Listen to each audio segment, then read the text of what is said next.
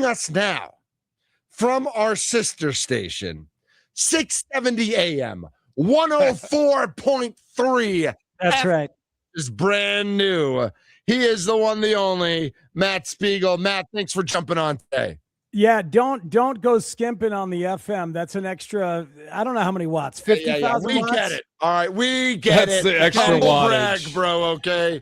We get it. All right, Matt, I got to ask right away.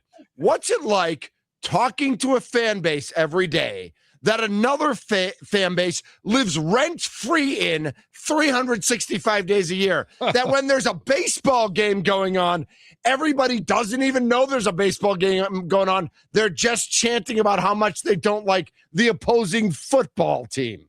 Well, look, I'm not surprised that you guys have a really flawed understanding of what the Green Bay sucks chant is about. Doesn't surprise me. I was in the stands yesterday with my 14-year-old son, who's a Cubs fan, wearing his PCA shirt, right? And his 14-year-old buddy wearing his White Sox gear. And they were crap. Nice. They're crap talking each other the entire weekend, the whole week Love leading it. up and during the game. Love Right? It's beautiful. You know what they did? You know what they did together? The Green Bay sucks. chant. Yeah, So good for them. That was the bonding moment. It is our kumbaya. It is a Chicago baseball version of hippie kumbaya without the weed and the campfire. We all are one together. We all commune together in our shared hatred. And of course, what helps it is the truth that Green Bay does suck. That helps it very much. Wow. Well, it is Illinois, so you can have the weed, actually. It is Illinois. In Wisconsin, we have to, I mean, no one I know drives to Illinois to buy the weed and bring it back. No one would ever do that. Here's the thing. I've been at Bears games against random opponents where everybody's trying to fight their way in the 90 minutes it takes to get across Lakeshore Drive, and it takes forever just to walk across. And Green Bay sucks chants break out because it's just a way of Chicagoans bonding together. So sorry if it triggers you, but we love hating you together. Well, I'm just looking at what was going on in that Cubs game yesterday. So they're getting their heads beat in by the White Sox. So it's just something to help people feel better. Is that what's going on? No, that game, Mason, that game was back and forth like crazy. When Conforto hits a 3-run homer in the ninth, like Cub fans are high-fiving each other in the stands. It was a loss is a loss. That's a normal Chicago loss. Then I guess I'll look at it that way. One team kind of just finding a way. Y'all have to have two teams down there, so then at least half of your fan base can be happy. You know, they all root for the Bears, so at least whenever baseball season rolls around, the odds are they're going to be a little happier. You know, at least once a week. You know, a couple times a week. Well, Mason, this is one off season. I don't know how long it's going to last, but Bears fans are leaning in to the some truths this offseason. Bears are better than the Packers. Caleb Williams is better than Jordan Love, and Ben Johnson is better than Matt LaFleur. You got to give us that for this offseason. One out of three might be true. Well, it just. Which one do you think is true? Do you feel like all three of those are true? Yeah, rank which one is the most true to least true in your heart right there. I think Ben Johnson is better than Matt LaFleur. Yes. That's assured. Agree. I think Caleb Williams right now is in a moment where he's rising, and he could end up being better than Jordan Love, but he's not. So he's not yet. Okay. Right, but he's rising. But I think we all agree he's rising. He's rising, and I wouldn't keep Bears fans from enjoying the moment. That's how I roll. I like that. And then the Bears took 2 out of 3 from the Packers, including the biggest one that mattered. So that's just the truth of the scoreboard right now. They do hold it. They do hold it right now. So yeah, we can give you that one. They do hold that right now. It's so funny. Living down here in Tennessee, there are a lot of Illinois, implants down here. Mm-hmm. And I do introductions like kids school and all that. And I can't tell you how many times, like, that is still just something that parents, people, fans of the Bears, like, they can't get past that.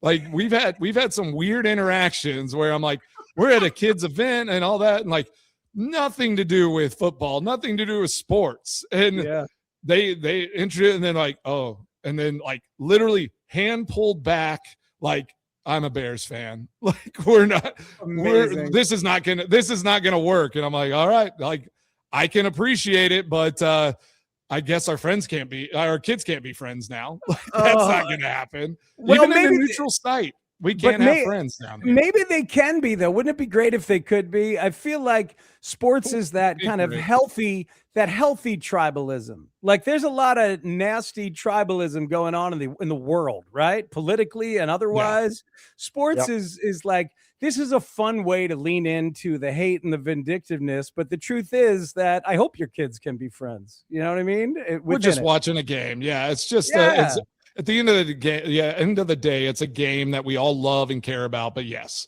humanism and people, being friends is more important, especially at a young age. But we gotta talk about the game coming up today. We gotta talk about the Cubbies. We got a big one. We got Cubs, Brewers.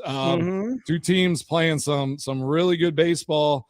I'm excited. I'm excited that they're finally getting this matchup. We're finally getting a series where we can see who rises to the top of this division that has been really solid so far this year. Yeah, my God, the whole division is. It's true. I respect what the Pittsburgh Pirates have built, and I believe they're a team on the come. The Reds have a really good assortment of young players. They've taken a little step back in the past few weeks, but I take them seriously. I refuse to take the Cardinals seriously until I have to. I'm holding out hope that the Cardinals' rise is not a real thing. The Brewers are the target. No matter what the standings happen to say right now, Brewers were better last year. Brewers were better in the postseason. The Cubs made some aggressive moves in the postseason, I believe, to make them better than the version of themselves that got beat in Game 5 in Milwaukee last year. They went out and got Edward Cabrera, and theoretically with Cade Horton healthy and theoretically with Justin Steele on the way back, they would have 3 more starting caliber pitchers to go 3, 4, or 5 innings in a series. That's what they were short last year of the Brewers in that series. They went and got Alex Bregman. That kind of bat is what they were short last year in that series. So it hasn't played out from the pitching perspective. Cabrera's been really good, but Horton is hurt and out for the year. Devastating. Justin Steele is a setback. Devastating. They're piecemealing it together with the arms. Ben Brown is kind of a revelation in the starting rotation, and you'll see him this week because he had a great offseason and is a different guy than he was last year. But the Cubs probably have a trade to be made still to arm themselves with a starting pitcher caliber guy. We'll see what happens. Freddie Peralta. Yeah, could be. Could very well be. But yeah, so they're not ready to be the best version of themselves and battle you guys in the postseason. But the way that they're constructed and the way that they're being managed, frankly, Craig Counsell's doing a great job this year. And their roster is better and deeper. I do think the Cubs are going to win this division. Okay. What do you think about that? Wearing your Brewers shirt, Mitch, I know you got a comment. You got to say something. Well, I'm you mentioned all the things going on, and we've seen the pitching injuries and all those. What has impressed you the most from these Chicago Cubs to this point in the season? Well, it's the 3rd straight year where they're putting a bullpen together on the fly, and they're really good at it. And they're having to do it this year much earlier than others because there's been so many injuries. I mean, at one point, 11 pitchers on the injured list.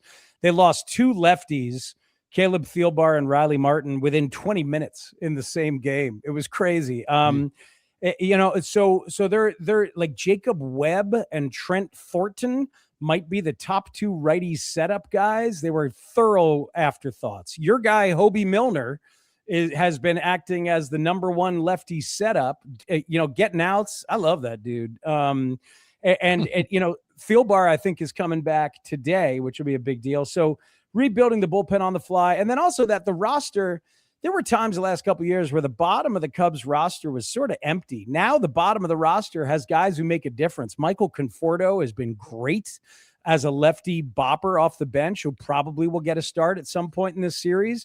Matt Shaw wasn't just handed a job like he was last year. He's now a super utility guy. I mean, those are 2 guys on your bench. Both catchers have been really good. Moises Ballesteros has had a great year as a rookie. So the roster is more complete and the bullpen management has been excellent.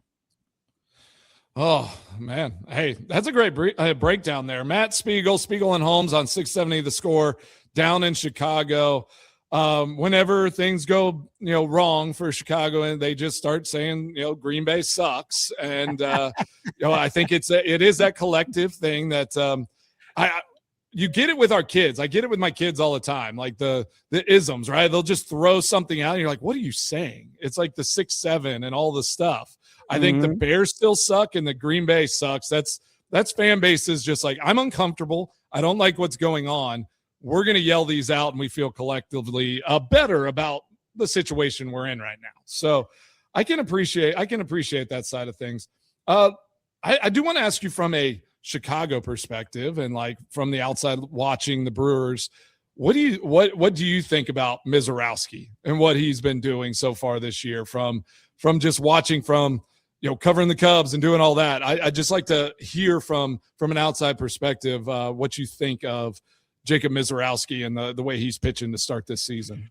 Well, I host the Sunday morning baseball show Hit and Run, and I follow the league very closely, and talk to lots of folks around the league. So I had heard from a friend of mine that Mizorowski should be a Cy Young candidate because in the offseason he figured out how to control the slider, and that would give him a pitch that he can throw for a strike at any time, maybe even more than the fastball.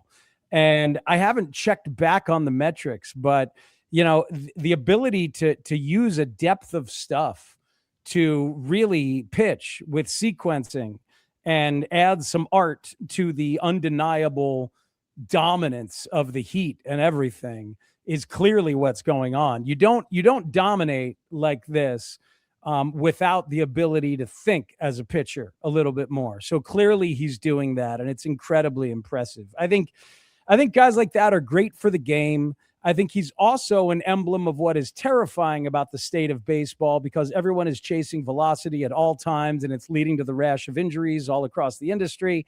Yeah. And even 15-year-olds are chasing velocities, or else they won't get in the perfect game showcase when they're 17, So it's like no team in big league baseball is interested in training a guy who's going to throw 92, 93 and get strikes and pick his spots. They'll use a guy like that if they have to, but they all want Mizorowski and the 4 or 5 others that come after him. So, but look, short answer is Mizorowski's awesome. And look, the Brewers are unbelievable. What you guys do every year is incredible. Pat Murphy is so good. Clearly the infrastructure was much more than Craig Counsell, and we knew this. And I also think what you guys are doing, if I can jump to it, on defense in the outfield with 3 center field calibers in the outfield who just go and flag down balls in the gap. I mean, that's a model of modern MLB defense in the outfield. So it's just incredibly impressive what the Brewers have built, and they're never going to go away. We know this. Never, ever. Oh, yeah. It is fun. It's been fun watching them, and it is wild. I love that take of like just chasing velocity and these kids, seeking after that. And then just the injury after injury that they are going to just have to battle through trying to get to that point. Mason, you talk to a front office and nobody says, hopefully we can trim the injuries. They all just say we need 5 or 6 or 7 guys like that because some of them will get hurt. That's the mindset. We'll just roll through them. Yeah. Yep. Stop developing a guy that's just going to paint the corners, do all the little, nasty stuff. It's like, all right, who can throw the hardest? Yep. And once your arm goes or something happens, we'll move on to the next guy. Spiegel, I wanted to ask you about the environment at Wrigley lately. You guys won 15 in a row at home, 18-5 on the season. Is this like now the time to go to a Cubs game if you're a Cubs fan right now? And talking about then adding to it the rivalry or the history, at least minimum, between Brewers and Cubs right now, it seems like Wrigley is a real jump in atmosphere at the moment. It really is, man. It's just it's a wonderful place. There's a quote from Shota Imanaga a couple weeks ago after he started there, where he basically, and that's the Japanese pitcher who's been phenomenal for the Cubs again this year. He said he's on the bump today. Oh, Shota, I'll find the quote and send it to you guys, but he basically said he doesn't believe in mystical crap, but there's something about Wrigley that is mystical, like where it makes the team better when they're playing. and it makes the other team worse. And that's a guy who's now been there 3 years. It's just one of those places, there's very few in sports. And so it has that. But yeah, right now the team's playing very well. And I really do think those home playoff games last year kind of reignited a spark for the whole organization. I know that's why they paid for Bregman and did the extensions with Nico Horner and with PCA. And it reignited a spark for the fans and everybody. You guys watched those 2 games against Milwaukee when Freddie Peralta got hit for the home run by Ian Happ, like those 2 games, the atmosphere there was as good as any baseball game I've ever been to. And they want more. They want more. And so they're chasing that, and the fans are chasing that. It's just a very special place. Pat Hughes, our radio guy, used to be your radio guy, but he left for the better team and franchise. He says that Wrigley Field is an emotional amplifier. And I think that's perfectly said. That's what that place is. And then I wanted to give you an opportunity. Do you want to say now, or do you want to wait for your show? I don't know if you did this morning, disavow Pete Crow Armstrong's actions over the weekend, like that, unless you condone them. If you want to say that as well, Spiegel. Well, we'll talk about it this afternoon. It's those actions don't happen in a bubble. Did you read the piece in the Sun-Times about that woman, the woman in white, as the fine sports writer Gordon Needs? Love it. She went there. She went there for. She had an engagement party out there, and she told her friends, "We're gonna heckle Pete Crow Armstrong." Yeah, let's go. And then he makes the incredible attempt and falls down, and he's sitting there thinking, man, I didn't get that ball. And she's screaming profanities at him right through the thing. Yeah. And he screamed a little something back to her. I happen to believe, I don't know about you guys, if somebody is screaming that crap at you as a player, I think you got an opportunity to respond. It's up to you. Her fiance is a Cubs fan. So they got that going on. And they're running and hiding. The PGA Championship. Well, but that's different than a baseball game, though, isn't it? I mean, baseball game. I mean, come on, you guys. You ever scream at ball players when you were a kid or when you're a fan? Do they have a right to talk back to you? Mason, have you ever yelled? I call it a day that ends with Y. I think fans yelling at players want them to engage back. That's the reason they're yelling at you. They want it because in a fan's mind, it's if they engage, if I can get them distracted and that's the heckling. That's why they do heckle. And he is a guy who will respond, and it doesn't throw him off his game. That actually, Pete is a guy who responds positively to negative reinforcement. People like that in your life. That's Pete. So I'm sure Pete played with a little more focus and drive after that. He likes that stuff. Nice. So you condone those actions. That is too simplistic. Your words, not mine. Nice. Roll back the last 2 minutes. In fact, I'll just clip it and play it this afternoon. You should. All right. Finally, it's big picture. This is the first time they're meeting this year. They meet, further on down the road. Does this series in a vacuum mean anything to either of these teams beyond Brewers-Cubs rivalry? It'll probably mean something for the next time they see each other, right? I love that that's how it works. And if they meet each other in the playoffs, then all these games will mean something. We've seen that a million times in our lives where a skirmish from a series in May comes back to be the backstory for a series in October. So look, it doesn't define better and best, but it gives us another data point on what is a great rivalry in baseball. I mean, Brewers-Cubs, the Cubs figured things out in 15 and 16, and then the Brewers passed them by 19, and the Brewers have been in charge, and they're still in charge. Cubs are chasing, no matter how they want to slice it. Cubs are still chasing the Brewers, so we'll see. Well, here, hey, right. we judge at Memorial Day a little bit more on how the season's going, so this will be a good test before we get to that little point of inflection where we're going to look at these teams and say, all right, is this team a contender, and are they going to push through the summer, or are they just kind of floundering? Maybe like the Reds have at this point, right? Like you were saying. So I love these early season series against these great rivals, just like Bears, Packers. Get that first one under your belt, and then you learn a lot. You get pushing into the season. So appreciate you jumping on today and talking about this and talking about how the Bears still suck and how everything's just a little bit better there in the state of Wisconsin. Just appreciate that. We'll make sure to clip it the right way.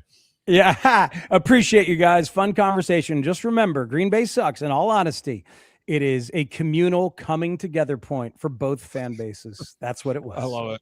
Nice. Good luck with that, Speak.